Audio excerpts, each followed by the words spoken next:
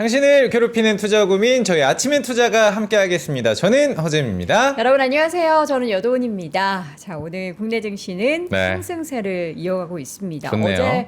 어제 장 오후에 매수 사이드카도 발동하더니 오늘 오전에는 바로 또 매수 사이드카가 연속. 사실 이렇게 크게 오르고 크게 빠지는 시장이 좋은 건 아닌데요. 그래도 우리가 그동안 많이 하락했으니까 네. 조금 속도감 있게 아. 반등을 하는 거 어찌 보면 당연합니다. 어제 우리 이제 허재만프가 무서우니까 이제 무슨 말인지 여러분 잘 네. 공감하실 거예요.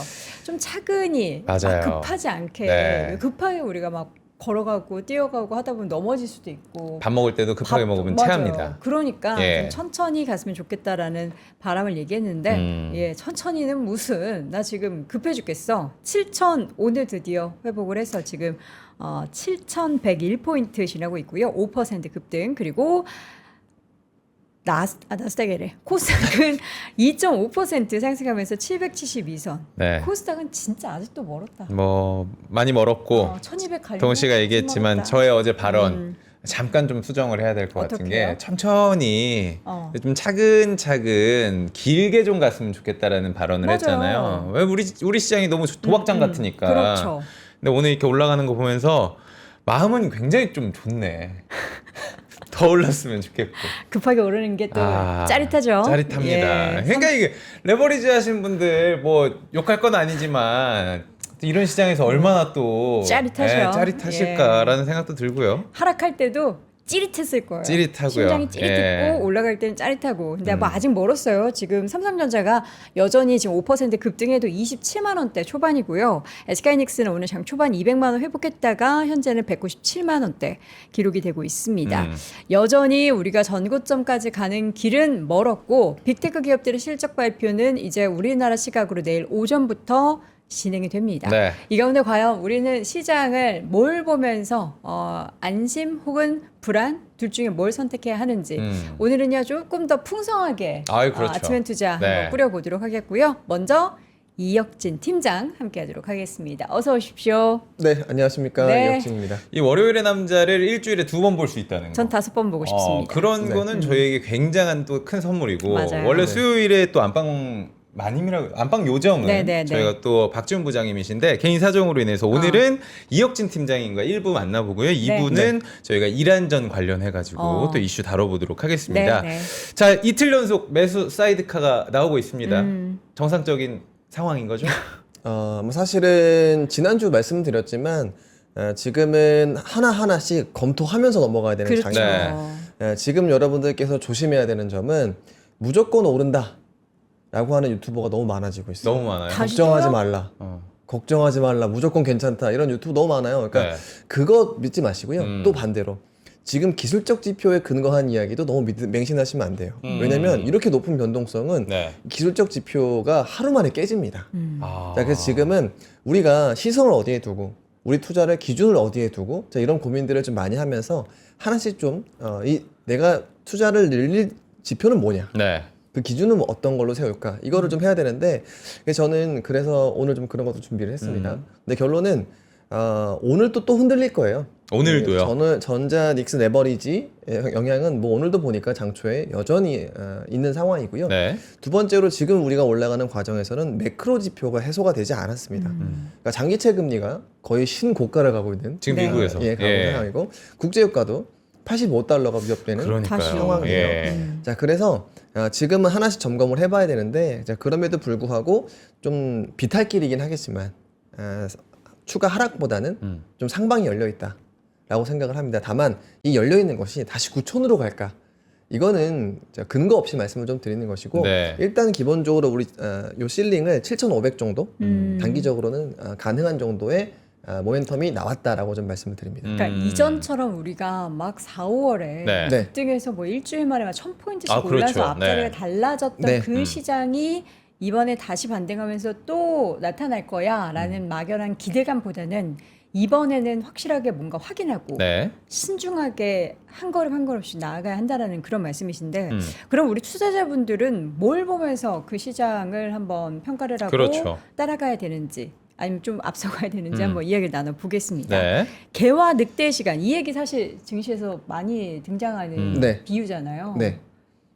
말씀해 주시죠. 아, 예. 7월은 네. 제가 자주 말씀드리지만 네. 지난해도 7월, 올해도 7월은 그 기존의 주도주에 대해서 약간 의심이 많아질 수 있는 시기다라고 말씀을 드려요. 7월. 왜냐하면 7월은 중형주가 주도주일 경우에는 MSCI 편입 이후에 꺾인 적이 상당히 많아서 네. 이 중형주가 주도주일 경우에는 7월이 좀 변곡점이었던 적이 많았고 네. 생각해 보시면 두산 에너빌리티의 작년 모멘텀이 둔화되는 시기가 또 7월 말 정도였었기 네. 때문입니다. 뭐 사실 에코프로 같은 경우에도 7월 말부터 주가가 거의 움직이지 않았었죠. 23년도에도 네. 이렇게 반복이 되는데 이번에는 우리가 되게 낯설은 초대형주의 랠리가 나왔습니다. 그런데 이런 초대형주들이 7월에 또 모멘텀을 한 번씩 덜컹하는 이유는 내년의 전망이 불투명하기 때문에 네. 자 그래서 우리가 개화 늑대의 시간이라고 하면은 매년 7월과 8월일 경우가 굉장히 많아요. 어. 자 그래서 이제부터는 무조건이라는 것은 없습니다. 자 그래서 제가 한번 자료 보여드리면 아주 제가 단적인 예를 한번 보여드리겠습니다. 여러분들께서 지금 주식 유튜브를 많이 보실 텐데 네. 어떤 사람을 보면서 무조건 맹신하지 않으셨으면 좋겠습니다. 자 아주 극단적인 상황을 한번 보여드리죠. 모건 스탠리입니다. 자 모건 스탠리가 7월 7일 날 반도체의 비중 축소를 권고했었습니다. 네. 실적 모멘텀이 정점을 지났다라고 했죠. 이때가 언제죠? 삼성전자 실적 발표 직후였습니다. 네. 그러네요. 참 이상했었죠. 왜 이때 리포트를 냈을까? 자 그런데 오른쪽에 보시는 것이 바로 어제예요. 반도체 조정을 매수 기회로 삼아라. 28년도까지 공급은 부족하다. 자 여러분들 같은 모건 스탠입니다. 같은 회사인 거죠? 근데 같은 네. 사람인가요? 그 다른 사람입니다. 다른 아니, 주식 전략팀이고 반도체 담당자고. 같은 네. 하우스에서 네. 동일한 목소리를 내야지. 그런데 이거는 저도 이번 방송을 네. 통해서 자주 네. 설명드렸던 내용이에요. 지금은 시장 전략가의 시선 굉장히 냉담하고요. 사실은 시장 전략가 분들은 하반기에 막 빠진다는 얘기 되게 많이 하실 겁니다. 자 그런데 섹터 애널리스트들 반도체를 분들 입장에서는 네. 이거는 유례 없는 사이클이다. 산업은 좋다. 예. 자 그래서 우리는 개화 늑대의 시간은 원래 계절적으로도 7월, 8월이 개화 늑대의 시간이었는데 이번에는 새로운 뉴 노멀이라고 하는 AI가 중간에 탁 끼는 시기라서 정말 엄청난 대문자 개화, 대문자 늑대가 존재하는 시기다라고 하는 거죠.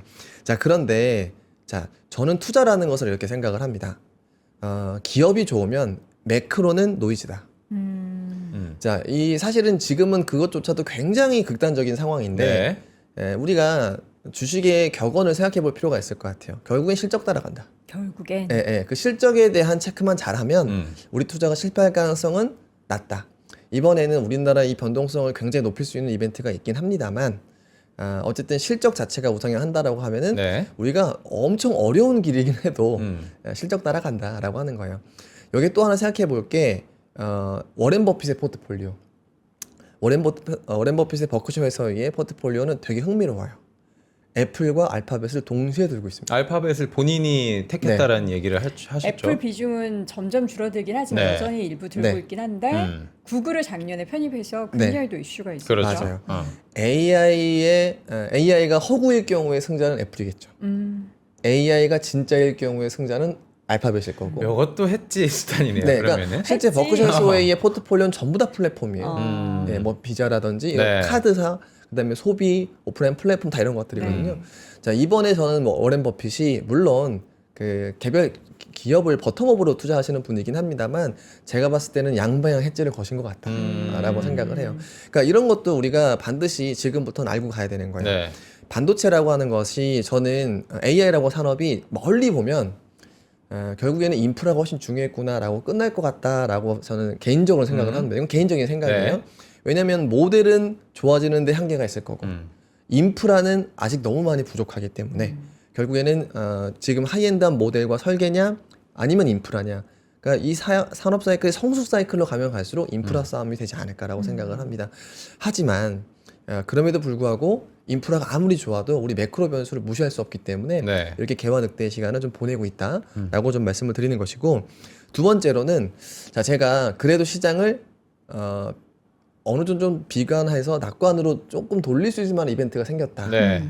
자, 이 장표 한번 보시면 베센트의 등장. 자, 우리가 지난 2년 동안 노이즈는 트럼프가 만들고 정의는 베센트가 맞아요. 해왔었어요. 네. 우리가 이거 잊으면 안 됩니다. 제가 항상 반복적으로 말씀드리는 것은 패턴입니다. 자, 미국 정부는 항상 트럼프가 노이즈를 만들고 그 다음에 베센트가 어떤 정리하는 모습들이 반복됐었어요. 근데 이번에 베센트가 이런 얘기를 합니다. 일단 이벤트로는 9월 AI 미중 회담이 있을 예정입니다. 자, 그리고 여기에서 주제는 프론티어 모델의 위험을 완화시키는 것. 결론적으로 프론티어 모델이 너무 좋아지면은 이게 보안이라든지 또는 안보 뭐 이런 뭐 보안이나 그다음에 우리 개인 프라이버시에 대한 위협 이런 것들이 생길 수 있으니까 미국이랑 중국이랑 프론티어 모델에 대해서 어느 정도 정리를 하고 가자라고 하는 이벤트가 있을 것이고, 근데 이건 이벤트고 제일 중요한 건 이겁니다. 미국 AI 컴퓨팅 파워의 점유율이 지금은 OS 60%, 80%까지 갈 거다.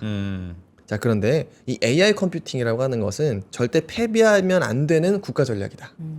자, 이 말은 뭘까요? 저는 아래에 이렇게 해석을 했습니다. 네.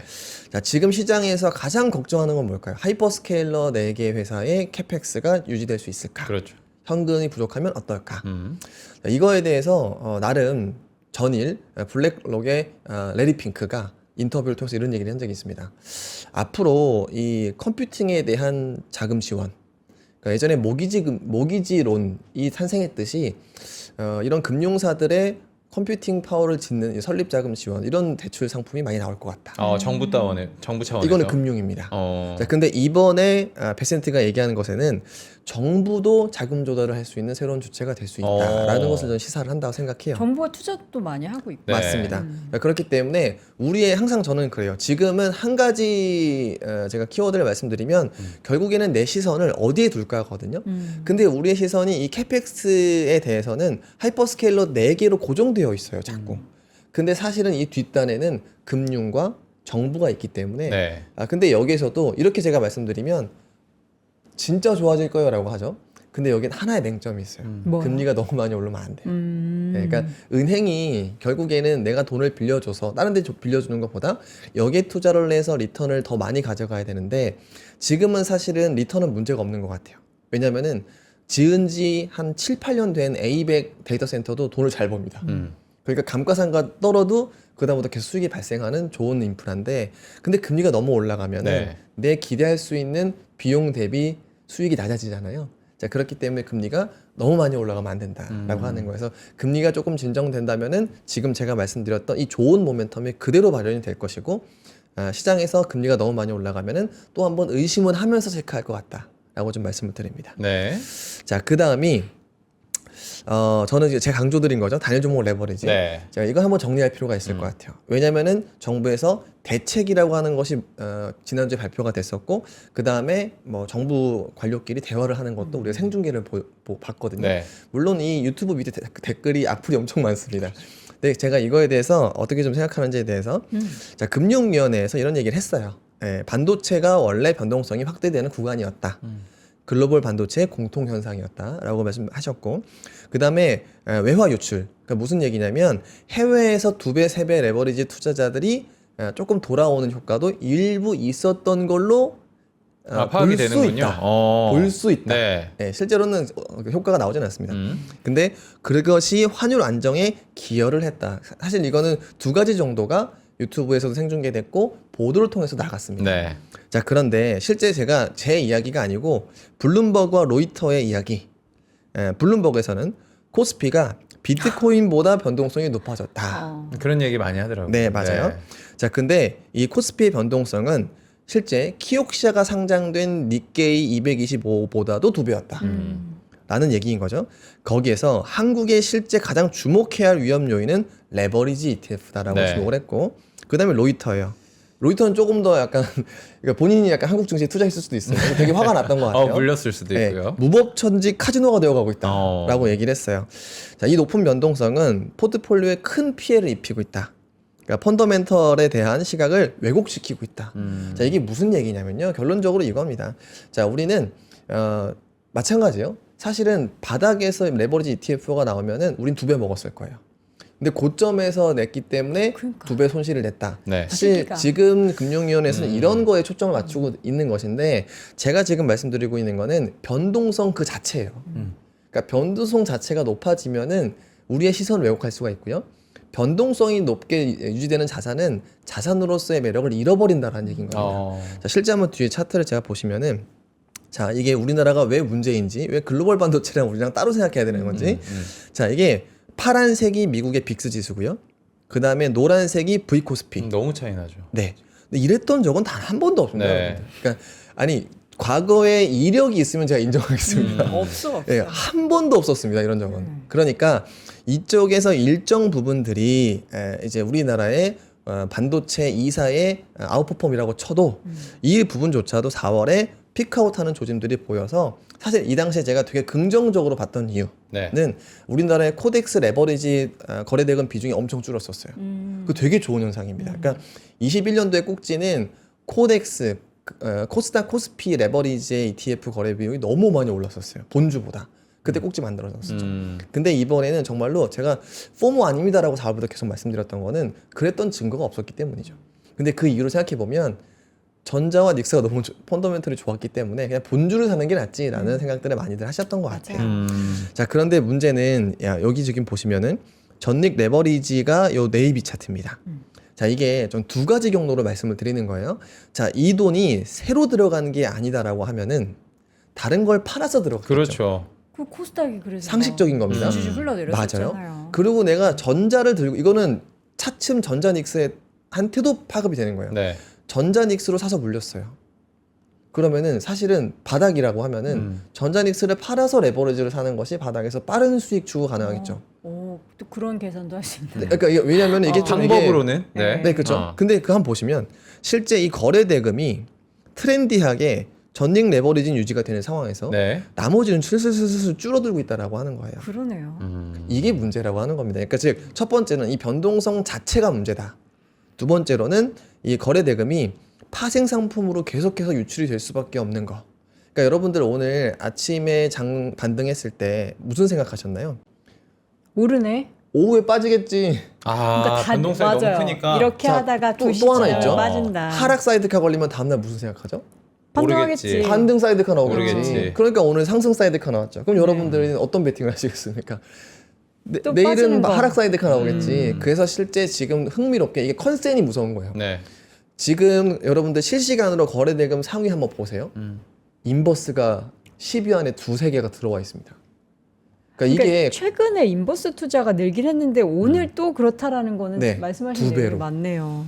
맞네요. 곱하기 2. 그러니까, 네. 그러니까 여러분들 이게 문제라고 말씀을 드리는 거예요. 그러니까 그래서 지금 이 전닉 레버리지는 이 초기에서는 변동성만 문제인데 시간이 가면 갈수록 사람들이 컨센으로 오늘 오르면은 내일 급락하겠지라고 하는 이 반복된 패턴이 파생 상품 레버리지 투자를 통해서 또 발현이 되고 그게 우리 변동성을 잡을 수 없게 만든다라고 하는 거예요. 그래서 이거는 조기 대책이 일단 필요하고 지금 장 오른다고 그냥 좋은 게 아니다라고 하는 우리 거예요. 팀장님 그 코스피에 상장된 지금 단일 종목 2배짜리가 몇 개나 되죠? 16개 정도. 16개? 예. 제가 지금 상위 종목을 보면은 15개 안에 한 13개가 관련 종목이에요. 네. 지금.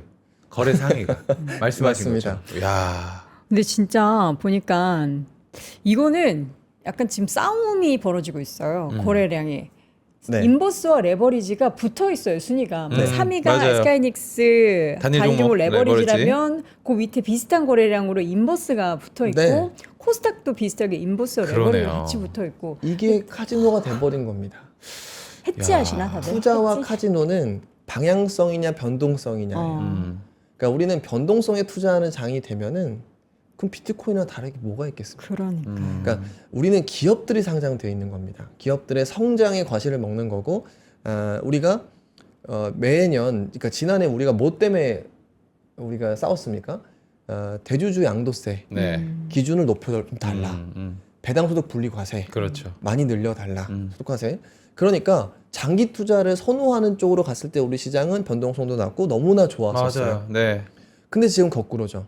오늘 떨어지면은 내일 오를 거에 베팅을 하고 지금 제가 말씀드린 건 투자가 아니라 베팅의 시기로 넘어가고 있다라고 하는 거예요. 그러면은 그 속에서 전자닉스의 예를 들어 이런 겁니다. 네. 전자닉스에 대한 위아래에 베팅이 들면 나머지 종목들은요. 관심이 없죠. 네. 이거 어떻게 할 거냐는 거예요. 그러니까 지금의 초점을 전자닉스가 아니라 좀 현대차 네. 그룹 보시면 현대차 그룹이 좋아서 오른다라기보다 사실은 한두 달 전에 현대차 그룹과 지금 현대차 그룹이 크게 달라지지 않았어요. 네. 주가는 말도 안 되게 빠져 있습니다. 그렇죠. 그러니까 이런 부분들은 물론 현대차의 이 가솔린 차는 저도 이제 다 같이 좋지 않다라고 말씀드렸으니까 근데 이렇게까지 빠질 건 아닌 거죠. 그러니까 항상 우리가 반도체는 되게 좋아. 근데 나머지 뭐 코스닥도 되게 싫어하시는 분들 많을 거예요. 근데 거기에 빠지는 임계점이라는 것이 있는데 지금은 이 수급 왜곡 때문에 그 이상 2배, 3배, 5배, 10배도 빠져 있는 상황이다. 자, 이런 생태가 유지가 되어야 그렇죠. 그러니까 A가 빠졌을 때 B로 누가 가 있어야 순환매도 있고 그 B가 나중에 A를 다시 사서 올리는 거거든요. 정상적인 시장인 거죠. 그러니까 한쪽만 계속 베팅을 하면은 이 순환매가 작동하지 않는다라고 하는 겁니다. 그래서 그런 부분들은 반드시 좀 해소가 필요하다. 조금만 더 라고 희망의 로를 돌려보면 이제 이런 뉴스들이 나오기 시작하더라고요. 이제 네. 우리가 찐바닥 찍고 올라가나? 그러면 이제 2배짜리 레버리지 어느 정도 좀 정리가 된 모습인가 보다. 수급 정리가 좀 됐다. 냉정하게 털릴 사람 다 제가 털렸다. 예, 제가 오늘 약간 블러핑을 좀 했어요. 네. 전직 레버리지 거래대금 자체는 고점 대비 좀 내려와 있어요. 근데 그 이유가 네. 많이 물려서입니다. 예. 어쩔 수 없구나. 예, 예. 예. 그러니까 고점 대비 한 반토막 나 있으면 모든 자산은 다 거래대금이 줄어들어요. 자, 그래서 지금 물탈 돈도 없으실 겁니다. 그리고 신용잔고는 지금 바닥이고 반대매매의 고점은 어제였어요. 네. 그러니까 사실은 아주 좀 슬픈 얘기인 거예요. 사실은 이거는. 그러니까 그렇기 때문에 이거는 언제든 또 이런 위험은 항상 도사리는 겁니다. 그래요. 올라가면은 또 어떤 구간에 그 뭐 매물 출회가 네. 분명히 있을 네. 거죠. 그러니까 실제 최근에 외사에서도 청산이라는 단어를 얘기를 해요. 네. 근데 이게 청산은 그냥 남의 얘기로 보면 네. 아유 거봐 그렇게 레버리지 투자하다가 그렇게 됐지. 근데 그게 아니라 우리가 어떤 투자 자산이 아무리 많이 빠져도 그 포지션이 유지만 되어 있으면 올라갔을 때 회복을 할 수가 있어요. 네. 근데 이렇게 청산시켜버리면 그 모든 기회는 사라지는 거죠. 그렇죠. 그렇기 때문에 변동성은 반드시 정책적으로 관리를 해줘야 된다라고 하는 거고요. 자, 그 다음에 지금부터 제가 5분 동안 말씀드리는 것이 네. 자, 그래서 여러분들 기다리는 결론. 저는 지표를 봐가면서 투자를 해야 된다라고 말씀드렸는데 그럼 우리의 시선은 어디에 두어야 할까? 그렇죠. 네. 저는 결국에는 지금 매크로에 대한 노이즈는 너무나 강한 상황이에요. 금리도 높고 유가도 높고 근데 이게 좀 시한부도 있어가지고 언제 좀 끝날지도 모릅니다. 결론적으로 제가 주목하는 것은 두 가지예요. 돈의 힘과 네. 실적의 힘. 그래서 제가 여러분들이 그럼 우리 시선을 어디에 좀 두고 지금 주식을 해야 될까 당분간. 그래서 첫 번째 돈의 힘을 보여드리면 긍정적입니다. 네. 뭐냐면 보시는 것은 우리나라가 EWY라고 하는 ETF가 미국에 상장돼 있어요. 근데 보시는 것은 차트가 보시면 선 차트가 이제 주가고요. 네. 펀드 플로우 계좌 수로 위 아래거든요. 이거는 사실 돈의 힘이 그러니까 명목 가치를 뺀 거죠. 계좌 수로 했으니까. 자, 그러면 지금 요 정도 올라와 있어요. 이게 2년 내 최고거든요. 근데 사실은 20년 내 최고입니다. 20년 내로 우리나라의 EWY 펀드에 이 정도 유입 강도가 됐었던 적은 없는데 네. 약간 컨버팅은 필요하죠. 왜냐면 그 전에 많이 빠졌으니까. 예, 그러니까 근데 그럼에도 불구하고 이 정도 주가 레벨에서는 2년 내 최고 수준의 펀드 유입이 있었다라고 네. 하는 거고요. 그리고 이것을 데일리도 또 볼 수 있는데 저는 지금 데일리로도 어제까지도 펀드 플로우가 들어왔어요. 근데 주가가 그러면 언제 크게 빠졌는가? 사실은 요 미분값이 줄어들 때 빠지진 않아요. 왜냐면은 요 부분들이 물량을 잠그기 때문인 거죠. 그래서 저는 당분간 크게 걱정하지는 않습니다. 금리가 조금 오른다라고 하더라도.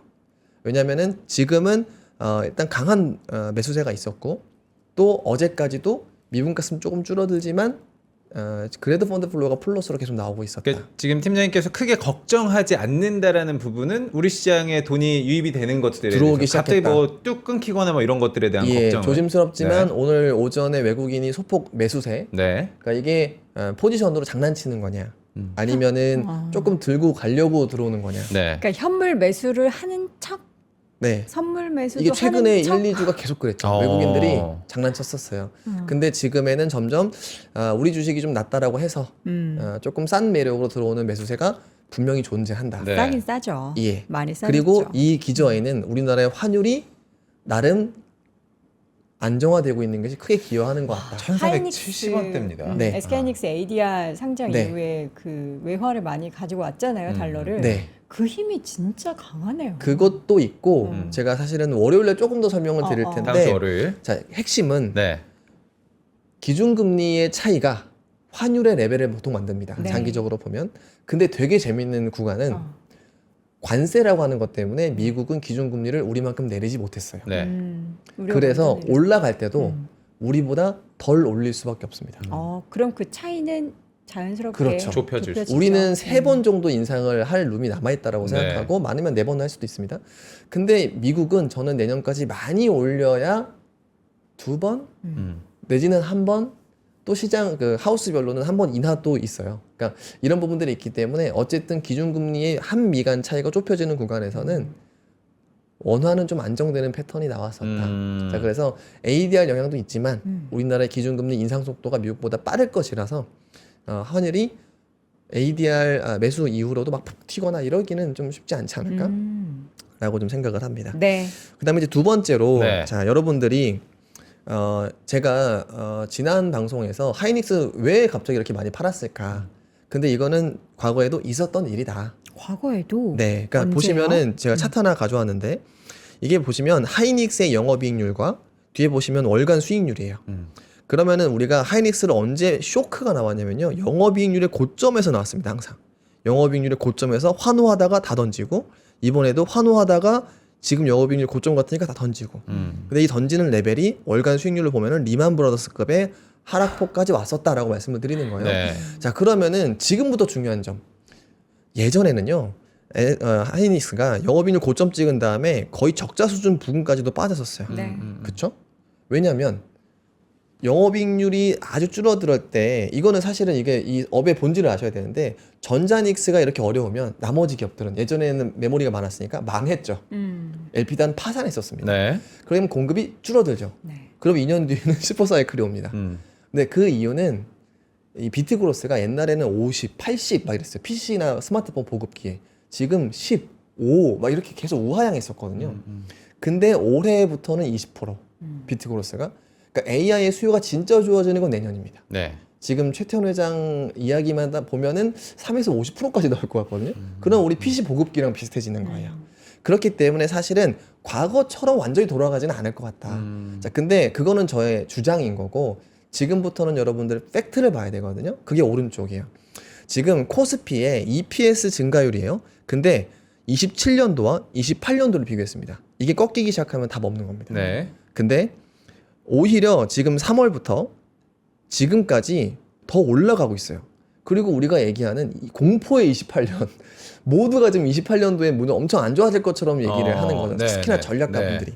근데 실제 기업들의 합산 영업이익 EPS를 보면은 더 올라갔어요. 그러니까 제가 지금 빠지면 매크로 때문에, 그러니까 기업의 실적만 놓고 본다면은 조금 아프더라도 버틸 때라고 하는 거죠. 다만 조건부인 거죠. 금리가 너무 올라가서 요게 더 많이 꺾일 수도 있어요. 근데 우리가 조심해야 될 점은 저는 사실은 거의 30 정도를 하회하기 전까지는 걱정은 크게 없다. 왜 30이냐? 네. 과거에 보면 밸류에이션이 하이닉스가 5.5배에서 6배였는데 그 정도까지 밸류에이션이 맞춰지려면 지금 정도에서는 영업이익이 30%포인트 하향 조정돼야 됩니다. 그러니까 요 차트가 뭐 제가 뭐 이제부터는 위클리로 업데이트를 해드릴 텐데 네. 요게 30까지 깨지면은 딱 그 정도 수준이에요. 근데 그 전까지는 저평가 매력이 살아있다. PER 봐도 된다. 근데 이게 깨지면 PBR 봐야 된다. 근데 삼성전자 PBR은 이미 밴드의 중반부까지 와 있다. 그렇기 때문에 저평가 매력이라고 하면은 전자가 조금 더 매력이 있는 상황인 거고 그 다음이 하이닉스고 이렇게 좀 보여드릴 수 있을 것 같고 모멘텀으로 보면은 이게 받아들이는 분들마다 좀 다를 수 있어요. 네. 최근에 보면은 그 하이닉스의 10% 영업이익 비중 성과급 요거를 다시 재논의하는 것 같아요. 주식으로 주거나 이런 방법에 대해서. 네, 그렇게 되면은 좀 긍정적인 주가 반응도 좀 있지 않을까라고 생각을 합니다. 네. 이렇게 해서 오늘 또 월요일의 남자 이혁진 차장님을 네. 저희가 오늘도 함께 했는데요. 다음 주 월요일에도 그때도 좀 웃으면서 이야기할 수 있기를. 네. 그때는 또 빅테크 기업 일부 실적 발표돼서 그렇죠. 네. 그 내용 얘기할 것 같습니다. 네, 알겠습니다. 자, 오늘 이혁진 팀장과 함께 1부 나눠봤습니다. 고맙습니다. 고맙습니다. 네, 감사합니다. 네, 2부 바로 들어가 보도록 하겠습니다. 네. 우리 아침에 월모브 볼 때마다 음. 오늘은 중동에서 어떤 뉴스가 있었는지 제가 계속 체크를 하거든요. 아, 중동 뉴스 예. 정말 이제는 안 듣고 싶어요, 솔직히. 음. 근데 우리가 또 안 들을 수가 없는 게 어제 국제유가가 또 $80 중반까지 올라갔어요.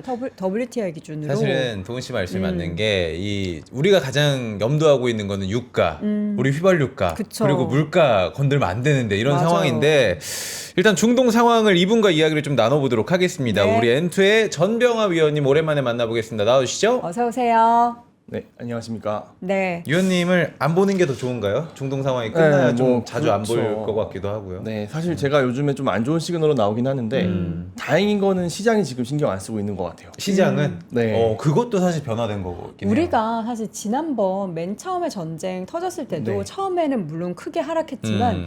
그리고 나서 전쟁이 계속 발발되고 유가가 $90, $100 왔다 갔다 하는데도 네. 아랑곳하지 않고 반도체 위주의 상승세가 네. 나타났었거든요. 음. 근데 지금은 일단은 재점화된 갈등이 있기는 하지만 시장이 왜 무시하고 있다고 혹시 생각하세요? 어.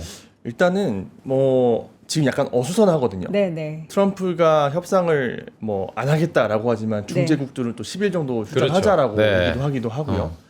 지금 정리가 안 된 상황이니까 그러면 아까 저희 직전에 들었던 돈의 힘과 실적의 힘 이런 쪽으로 많이 집중을 하시는 것 같아요.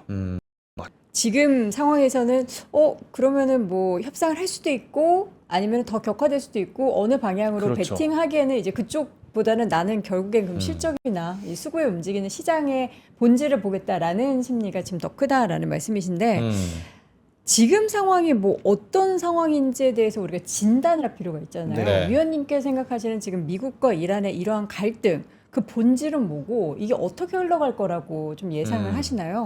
네, 먼저 말씀드릴 거는 MOU라는 거였겠죠. MOU. 저희가 MOU라는 거를 항상 속고 나서 생각하거든요. 네. 이게 뭔가 법적인 구속력이 있지 않았다. 맞아요. 약속 정도였고 언제든지 엎을 수 있었다라는 건데 한 달 전에 있었던 MOU에 굉장히 환호를 했죠. 네. 그래서 국제유가가 $60대까지 훅 떨어지고 그렇죠. 다 모든 게 좋은 것처럼 얘기가 됐는데 그 이면에서 있었던 문제들이 봉합이 잘 안 되면서 갈등이 계속 이어졌던 것 같아요.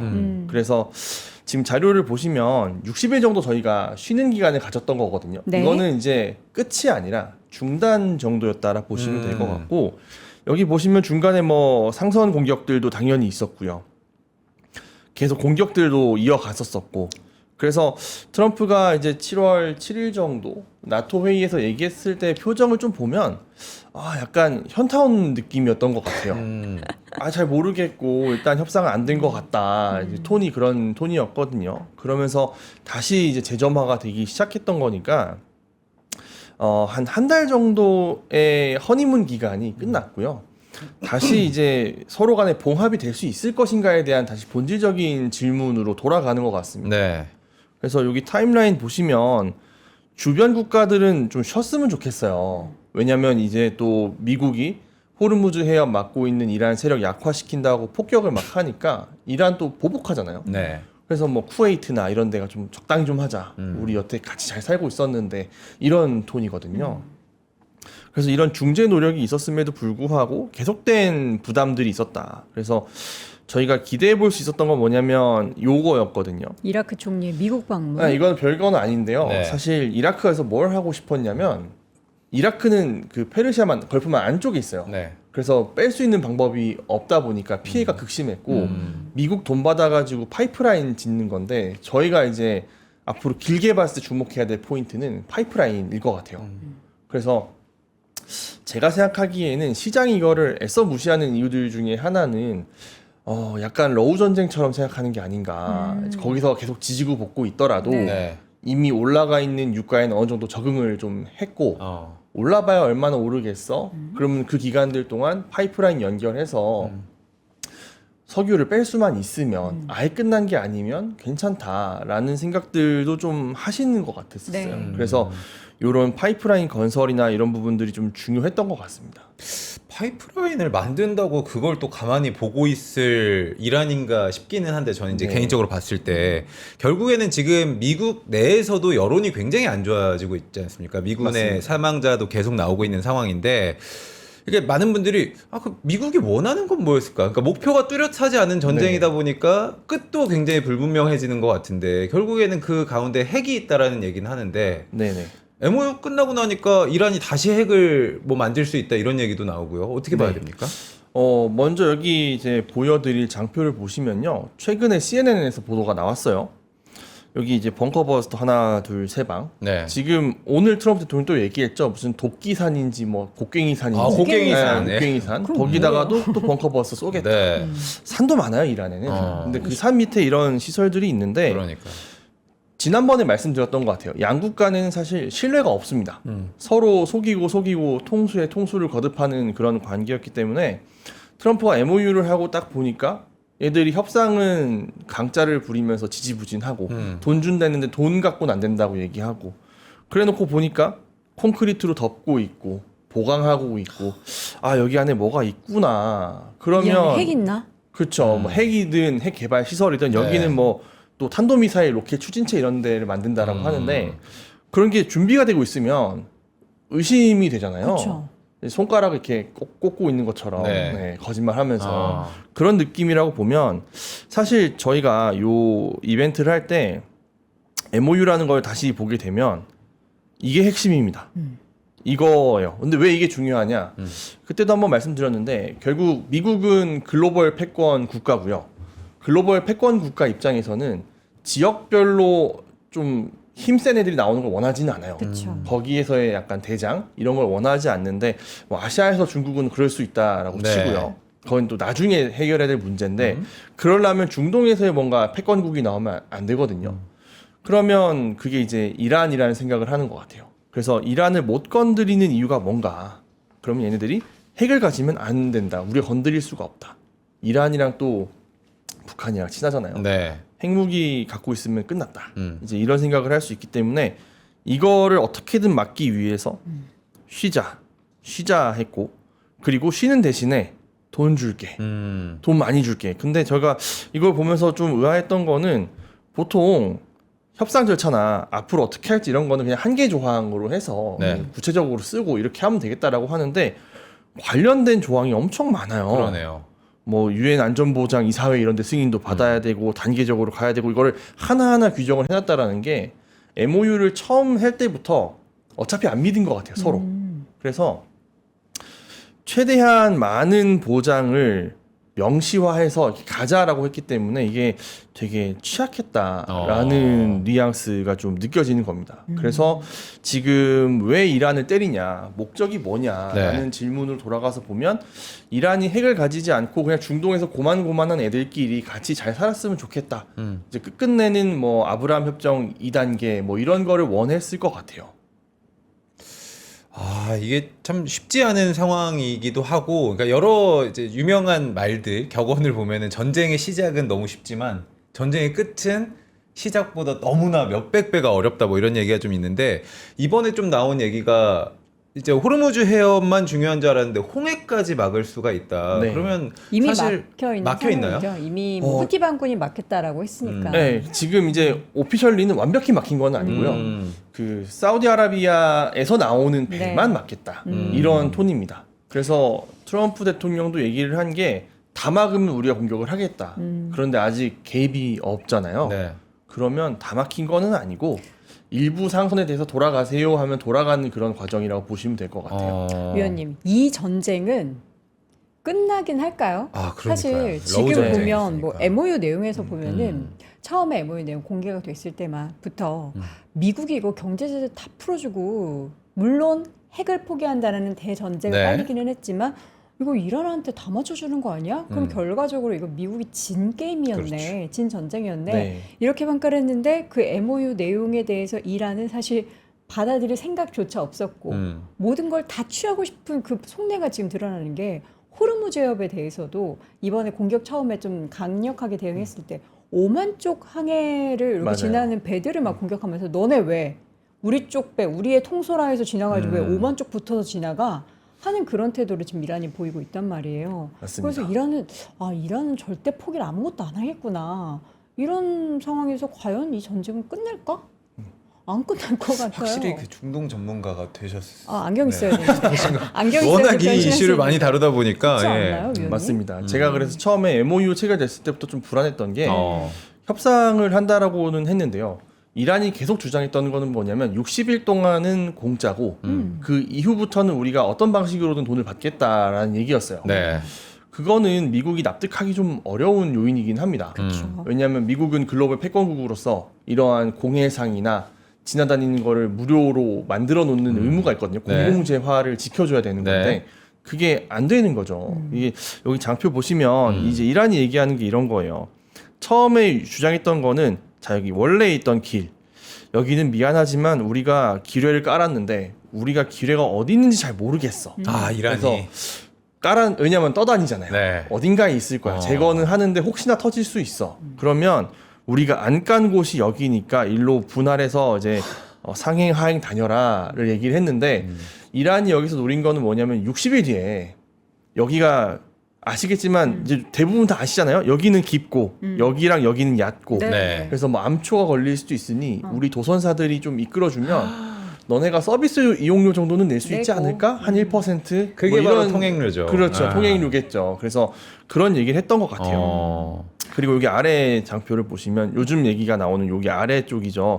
그래서 호르무즈 해협도 지금 아주 통항이 많긴 건 아니고요. 하루에 한두 척 정도는 다니고 있어요. 그러니까 한두 척이 무슨 네. 배일까요? 아마도 중국 여기 배 뭐 이런 거 위에서 아니에요? 그럴 수도 센터, 있죠. 그러니까 이란에 신고하고 그쵸. 뭐 돈 달라면 돈 좀 주고 무료면 지금 무료니까 일단 갈게요 하는 배일 것 같아요. 네. 그리고 미국이 이쪽 앞에서 막고 있으니까 여기에서도 오케이 될 수 있는 그런 소수의 선박일 것 같은데 그러니까 이제 미국은 이걸 인정할 수가 없는 거죠. 60일 뒤에는 돈 여기 받는 거. 돈 내야 되고 음. 이렇게 되면 안 되니까 남쪽 여기도 괜찮다 이거를 한 건데 보시면 여기 안쪽을 계속 때리고 있죠. 그렇죠. 결국 그러면 끝낼 생각이 없냐? 그건 아니에요. 그래요? 그런 건 아닌 게 평생 얘네들이 얻어맞을 수는 없잖아요. 네. 미국은 이런 전쟁 100년도 할 수 있다라고 하는데 진짜 100년 할 수는 없잖아요. 그렇죠. 물론 러우 전쟁이 지금 뭐 한 4년 5년째 네. 하고 있는 건 맞는데 끝내고는 싶어 할 겁니다. 근데 음. 제가 생각하는 거는 이 전쟁 시작에서 하메네이를 죽이고 시작했거든요. 맞아요. 그래서 그 아들이 이제 숨어서 안 나오잖아요. 어제부터 나오는 얘기가 왜 아직도 안 나오지? 진짜 죽은 거 아니야? 그러니까 대통령이 아니다 지금 커뮤니케이션 잘 하고 있다 이런 얘기를 하거든요. 그러니까 문제는 뭐냐면 협상을 해야 될 가장 위의 헤드가 겁내하는 것 같아요. 겁내한다. 나- 내가 협- 암살될 수 있는 그런 협상장에 케이스. 나오는 거를 나의 존재가 노출이 되면 모사드에 있던 첩자들이 분명히 알게 될 거고 내가 제거가 될 건데 그러면 자, 협상을 하더라도 이 호르무즈 해협이라고 하는 지정학적인 어떤 위치를 우리가 포기하면 안 된다라는 그 관점이 있는 것 같고요. 네. 그러면 이제 미국은 설득의 시간인 거죠. 60일 동안 하고자 했던 설득이 그런 거였을 것 같아요. 그거를 놓고 우리가 안전보장이나 이런 걸 해줄게. 그래서 이제 여기에 보시면 안전보장이나 뭐 안 건드리겠다 이런 내용들이 있기는 해요. 공격 안 하겠다. 네. 불간섭하겠다. 맞습니다. 믿습니까? 아니 그이 전 못 믿습니다. 다시 돌아가야 돼. 네. 그러면 다시 처음으로 서로를 믿지 못한다. 네. 맞습니다. 일단 뭐 신뢰가 이미 깨진 상황이라고 보여지는데 일단 우리가 미국이라는 나라를 생각을 하면 가장 이제 전쟁 시의 미국은 자국민 희생에 대해서 그쵸. 가장 민감합니다. 지금 일단 나온 거에 따르면은 트럼프 대통령 말에 따르면 미군 측 전사자가 18명, 부상자가 한 400명이 넘어가는 상황인데 이러면은 계속해서 여론 좀 악화될 수도 그쵸. 있는 거고 아니면 또 강성 쪽에서는 우리 희생자가 나왔어. 전면전이야. 네. 시나리오를 어떻게 보고 있어요? 일단은 가능성 두 개가 다 존재를 하겠죠. 이제 뭐 영화 라이언 일병 구하기 이런 영화도 있잖아요. 맞아요, 사실은. 미군은. 미국 사람 특히나 미국 해병대는 뭐 전우를 뒤에 남겨두지 않는다. 네. 이런 관점으로 가는데 벌써 이제 한 18명 정도 사망을 했고 직접적인 공격에 따라서 이제 2명 정도 3명 정도 사망을 했죠. 그러니까 여기에 대해서 더 공습을 이어가고 있는 상황이긴 합니다. 그리고 미국 내부에서도 미국인 사상자가 너무 많으면 베트남전처럼 이제 참전 반대 여론이 많을 텐데 네. 지금은 그렇게까지 많이 올라오고 있지는 않은 것 같아요. 그래서 제가 생각하기에는 더 공습의 강도를 높이는 방식으로 갈 것 같고요. 일부에 그런 얘기도 나왔어요. 만약에 지상군을 투입할 수도 있다. 이런 얘기도 나와서 그러고 나서 희생자가 많이 나오면 그때는 이제 미국 여론에 의해서 철수가 강제되는 방법도 있을 텐데요. 지금은 그런 상황은 사실 아닌 것 같습니다.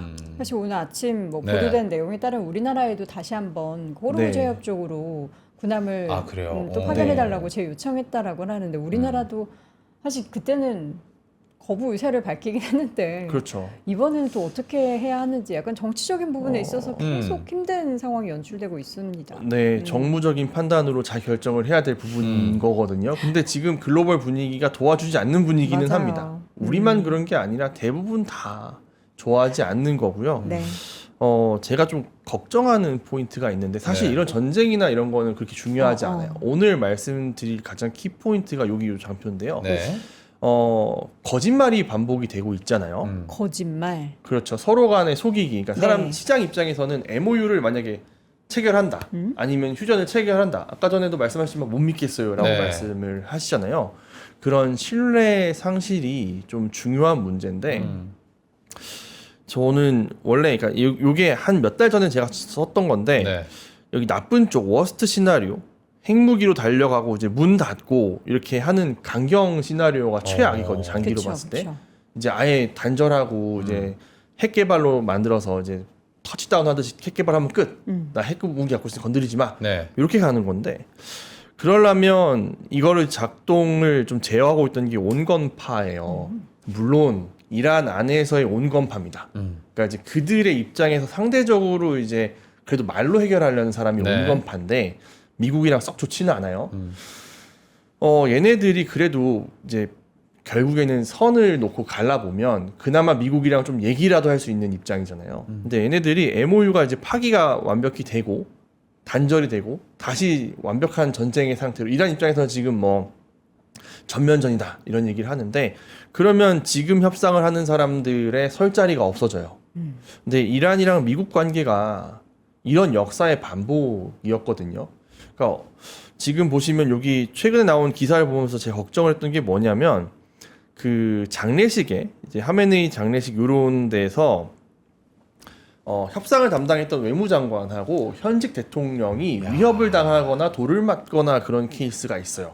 군중에게. 국민들이 그렇죠. 너네 예. 뭐 하는 거냐? 네. 지금 미국이랑 왜 협상하려는 맞습니다. 거냐? 네. 지금 상황이 이렇게 됐고 MOU 때까지만 해도 괜찮았어요. 조용해졌으니까. 네. 다시 시작됐잖아요. 그러면 너가 한 게 뭐냐? 미국한테 또 속아가지고 우리가 또 불리해진 거 아니냐? 네. 이런 비난이 되게 많아졌거든요. 그래서 제가 이렇게 좀 쭉 스터디를 해봤을 때는 지금의 협상파는 경제적인 얘기로 설득을 하려고 합니다. 우리가 너무 살기가 힘드니 미국이랑 화해하고 물자도 수입하고 민생을 좀 안정시킨 다음에 다음을 보자라는 관점인데 강경파는 아시는 것처럼 그렇지 않죠.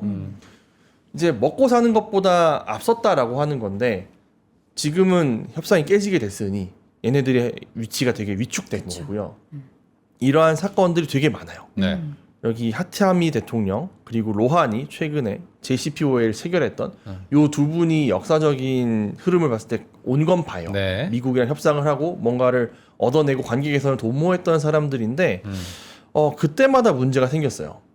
그리고 그때마다 얘네들이 이제 이쪽 세력이 몰락하게 되는 거죠. 책임을 지게 되고 그러면서 반대급부로 핵 개발에도 달려갔으니 요번에 협상파마저도 몰락을 하게 되면 그러면 이제 당연히 또 마찬가지 반복이 일어난다면 핵 개발을 더 다가갈 거고 이제는 무기화를 시도할 거고 그러고 나면 중동 정세가 완벽히 꼬여버리는 그런 상황이 되지 않을까를 제가 지금 제일 걱정을 하고 있다라고 보시면 됩니다. 와, 이게 점점 복잡하고 꼬여가는 그런 상황에서 이제 뭐 미국과 이란뿐만 아니라 주변국들도 엄청 중재국으로 역할을 열심히 하는데 전혀 효과가 없어 보여서 그렇죠. 트럼프 대통령이 네. 협상을 하기 위해서는 이란이 뭔가를 가지고 오라고 했잖아요. 이란도 미국이 먼저 그럼 경제 제재 네. 풀어라 네, 하고 맞습니다. 있고요. 네. 그리고 저희가 경험을 했지만 미군이 공습을 한다고 하더라도 땅속에 숨겨놓은 거를 모두 다 제거할 수는 사실 그렇죠. 없는 그렇죠. 노릇이고 두더지 잡기의 끝판까지 갈 수 없다는 얘기거든요. 네. 그래서 이게 좀 더 길어지고 부작용이 좀 커질 것 같고 앞서 이제 그 바브 엘만드 해협 여기 네. 요거를 이제 말씀을 주셨는데 네. 사실 여기를 안 막아도요. 네. 사우디에서 나오는 배 혹은 사우디로 들어가는 배가 막히면 사실 큰 문제가 됩니다. 제가 뭐 원유나 이런 쪽 뭐 운송이나 이런 걸 전문가는 아니지만 네. 상식적으로 생각을 해보셔도 지금은 여기에 있는 양부 터미널에서 이렇게 가서 아시아로 왔단 말이죠. 네. 요게 수에즈 운하를 통과를 해요. 그럼 첫 번째 운하는 공짜가 아니니까 통행을 통행료가 내야겠죠. 됩니다. 통행료를 내겠고 여기는 지중해거든요. 네. 아시아로 올라면 이렇게 돌아서 희망봉을 돌아서 이렇게 와야 되잖아요. 너무 멀어요. 그러면 또 한 달 정도 더 걸려요. 비용도 그러면- 그만큼 증가를 하는 그렇죠. 거고요. 비용도 더 늘어날 거고 여기는 아예 막혔고 네. 그러면 저희가 이제 생각해봐야 될 포인트는 지금 시장에서 반영하지 않고 있는 거는 뭐냐면 지금 이미 유가가 이제 $80대로 올라오긴 했지만 글로벌 유통량 중에서 한 30% 정도가 상당 기간 제한될 수 있다라는 이제 가격을 반영을 좀 해야 되는 거죠. 네. 그런 부분들은 아직 영향을 못 받은 것 같고요. 또 여기 자료에는 적지 않았는데 한 가지 더 체크할 포인트가 뭐냐면 네. 그 원유 값은 $60대로 낮아졌었잖아요. 한 달 전에. 네. 근데 휘발유라든지 디젤이라든지 이런 값들은 그렇게 많이 낮아지지 않았거든요. 그쵸. 시중에 우리가 그렇죠. 만날 수 시중에 있는 유통하는 네. 우리는 이제 정부에서 가격을 관리를 해주고 있으니까 그나마 괜찮은 건데 이런 정제 제품들 가격은 안 떨어졌거든요. 네. 여기에 한 가지 또 포인트가 있는 게 러우 전쟁이 사실 있어요. 여전히 저희가 신경을 쓰고 벌어지고 있지는 있는데. 않았지만 네. 러우 전쟁 때 가격이 그래도 빨리 안정될 수 있었던 배경에는 러시아에서 정유 시설이라든지 아니면 시추 시설은 타격을 안 받았거든요. 그래서 러시아 물량이 다 돌긴 돌았어요. 네. 중국이나 인도나 이런 쪽. 네. 근데 최근에 우크라이나가 드론으로 러시아 정유 시설을 공격을 했거든요. 그래서 러시아도 지금은 디젤이 모자랍니다. 푸틴이 수출할 물량이 별로 없다라고 해요. 그러니까 저희가 지금 중동에만 시선이 팔려 있긴 하지만 지금 러시아산 에너지 공급도 좀 차질이 있는 상태라서 결국에는 저희가 이제 더 걱정되는 포인트는 비축유 문제가 될 것 같아요. 지금 어느 정도 상황이에요? 비축유가. 지금 한 3억 배럴 정도 미국 기준으로 네. 남아 있고요. 네. 비축유를 다 공개하진 않잖아요. 국가의 기밀이니까. 근데 미국을 사례로 들어서 좀 설명을 해보면 꽤 많이 소모를 했어요. 지난 4, 지금 5개월간. 사실 공개되는 데이터 상으로는 비축유 데이터 나온 이래로 가장 최저치까지 아, 떨어졌다고 그래요? 하는데 말씀하신 네. 내용은 그거 외에도 뭔가 숨겨진 비축유도 일부 있을 것이다. 숨겨진 어. 비축유가 있다라기보다는요. 네. 비축유가 이제 두 가지 개념인데 정부에서 오피셜리 갖고 있는 게 네, 있고요. 네. 각 정유업체마다 갖고 아. 있는 게 따로 있긴 합니다. 네. 근데 이제 중요한 거는 이제 저희가 정부 쪽에서 놓고 봤을 때 많이 줄어들었다라는 거고요. 맞아요. 다른 나라들의 비축유 데이터인 거죠. 중국은 공개 한국이나 안 하죠. 그렇죠. 중국이나 아니면 유럽 연합이나 이런 네. 데는 그 비축유가 없는 나라도 사실 있긴 있고요. 네. 그러니까 여태까지는 정부에서 그거를 재정으로 메꿔서 가격을 안정시키거나 네. 혹은 비축유를 풀었는데 저희가 이제 그거를 사례로 확인할 수 있는 게 미국이다 보니 미국의 비축유 잔고가 여기 차트 보시면 굉장히 낮아졌어요. 여기 보시면 이제 한 3억 배럴 정도. 그러니까 러우 전쟁 때 많이 쓰고 3억 5천만 배럴 정도에 있다가 그동안 이제 다시 샀죠. 한 5천만 배럴 네. 천천히. 음. 그러다가 이제 4, 5개월 만에 또 한 5, 6천만 배럴 썼거든요. 네. 3억 배럴 남았으면 이제 요 에피소드에 한 너댓 바퀴만 반복이 되면 이제 사실 그쵸. 끝나죠. 미국에서도 정제유 제품의 가격이라든지 혹은 WTI 가격을 관리하기 위해서 비축유를 계속 푼다라고 한다면 이 에너지 가격을 무한히 안정시킬 수는 있는 게 아니다라는 이제 우려들도 생기긴 할 겁니다. 아직은 좀 있어요. 그래서 이제 좀 시장에서는 의식을 안 할 수 있는데 네. 저희가 이제 항상 그 다음을 생각을 해보면 지금은 반도체 실적이라든지 아니면 뭐 돈의 힘이라든지 이런 걸 주목을 해서 좀 더 갈 수 있지만 그 다음 스텝에서 도사리고 있는 위험은 이런 것이다. 그리고 그 이면에 있는 그 중동의 지정학적인 분쟁 그리고 그 전에 있는 미국과 이란의 신뢰 회복 과정 여기에 대해서 어떻게 해결할 수 있는가가 이제 좀 문제가 되고요.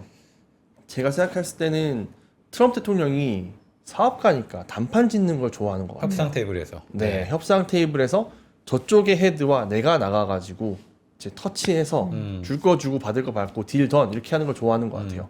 최근에 뭐 레바논하고도 만나고 필요하면 헤즈볼라 수장이랑도 만나겠다 네. 이런 얘기를 하는 거 보면 뭐 테러 단체든 아니든 관계없이 미팅은 할 수 있고 딜은 할 수 있다라고 보는데 과연 숨어 있는 M&A가 나올 것인가? 못 나오죠. 그게 없다라고 한다면 저희가 할 수 있는 협상도 되게 피상적일 거고 굉장히 불안한 균형 위에 올라가 있을 것 같다라는 그러게요. 생각 좀 듭니다. 끝나지 않고 끝나기 쉽지 않은 상황이기 때문에 오늘도 결국에는 결론을 내릴 수 없는 맞아요. 이야기를 네. 할 수밖에 없는 상황인데 제일 중요한 건 지금 이제 유가의 부분이 지금은 뭐 WTI 기준으로 이전처럼 팍팍 치고 올라가진 않고 80달러 수준에 머물러 있지만 네. 이게 어느 순간에는 좀 도미노처럼 와르르 무너지는 그럴 수 그런 있죠. 상황이 비추교 상황이. 벌어질 수 있다라는 것도 우리가 좀 걱정을 해둬야 될 것 같습니다. 자, 오늘 또 중동 관련한 이슈에 대해서 전병헌 위원과 함께 이야기 나눠봤습니다. 위원님 고맙습니다. 고맙습니다. 감사합니다. 위원님 보고 싶은데 중동 사태가 빨리 끝나서 다른 이야기로 채권 같은 거 또 너무 전문가시니까 그런 얘기를 좀 할 때 모셔봤으면 좋겠습니다. 자, 코스피 지수가 6% 가까이 여전히 상승세를 유지하고 있습니다. 네. 코스닥도 3.25% 강세 유지하고 있는데요. 여러분이 지금 우려하시는 오후에는 좀 빠질 거예요라는 그 예상이 틀렸으면 좋겠어요. 저희가 사실 1시간 방송에서 요즘에 올라가고 있어도 조금 차분하게 진행을 하려고 하는 게 변동성이 워낙 심하다 보니까 맞아요. 그런 말씀을 못 드리는데 오늘은 약간 유지돼요. 쭉 좀 단단하게 유지가 맞아요. 되는 느낌이에요. 지금 777.77이다.